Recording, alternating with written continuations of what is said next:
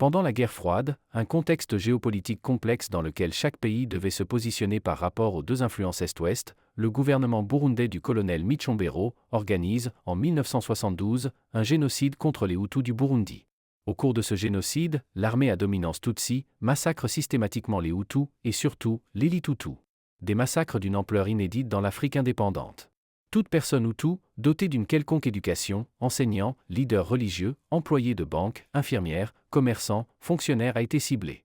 Arrêtés en masse, ils ont été exécutés par l'armée, faisant près de 300 000 morts et marquant ainsi un des chapitres les plus sombres de l'histoire du pays. Au Rwanda, comme au Burundi, les Hutus constituent 85% de la population, contre 14% pour les Tutsis. Le massacre des Hutus au Burundi voisin a donc provoqué une vive émotion et des réactions au sein de la population rwandaise. Les autorités rwandaises commencent à craindre une contagion, et surtout, la résurgence de vieilles rancœurs et d'un esprit de vengeance qui menacerait la fragile cohésion nationale que le pays s'efforçait déjà de reconstruire, après la révolution sociale de 1959. Le milieu universitaire, en particulier, était marqué par des troubles interethniques, alors qu'il représentait l'avenir du pays.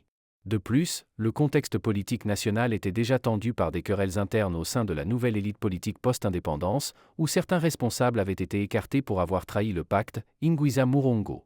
L'appareil sécuritaire était également fragilisé par la marginalisation de certains hauts gradés de l'armée, récemment mutés à des fonctions qui, pour beaucoup, ne correspondaient pas à leurs engagements ou leurs compétences de militaires.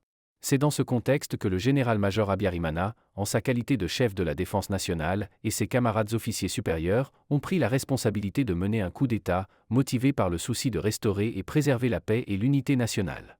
Ce coup d'État militaire, qui a eu lieu à Kigali le jeudi 5 juillet dans la matinée, s'est déroulé sans effusion de sang et a porté Habyarimana à la tête du pays.